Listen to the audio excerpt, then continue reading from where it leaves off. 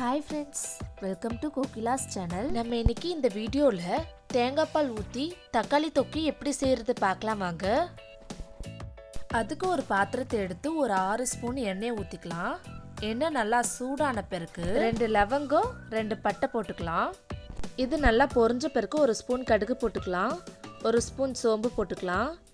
எல்லாம் நல்லா பொரிஞ்ச பிறகு ஒரு வெங்காயத்தை கட் பண்ணி வச்சுருக்க அதை போட்டுக்கலாம். வெங்காயம் எல்லாத்தையும் போட்ட பிறகு 2 பச்சை மிளகாவை 2ஆக கட் பண்ணி வச்சுருக்க அதை போட்டுக்கலாம். 1 ஸ்பூன் சால்ட் போட்டுக்கலாம். கொஞ்சமாக கருவேப்பிலை போட்டுக்கலாம். எல்லாத்தையும் வதக்கி விட்டுக்கலாம்.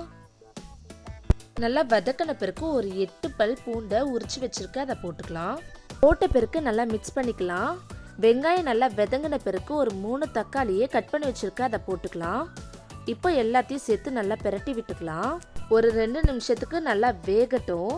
வெங்காயம் தக்காளி நல்லா வதங்கின பிறகு 1/4 ஸ்பூன் மஞ்சத்தூள் போட்டுக்கலாம். 1/2 ஸ்பூன் சாம்பார் மிளகாய் தூள் போட்டுக்கலாம். 1 ஸ்பூன் சில்லி பவுடர் போட்டுக்கலாம். எல்லாத்தையும் சேர்த்து நல்லா பிரட்டி விட்டுக்கலாம். சிம்ல வச்சு ஒரு நிமிஷத்துக்கு நல்லா பிரட்டி விட்டுக்கலாம். இப்போ 1 கப் தேங்காய் பாலை எடுத்து வச்சிருக்க அதை ஊற்றிக்கலாம். ஊற்றிட்ட பிறகு நல்லா கலந்து விட்டுக்கலாம்.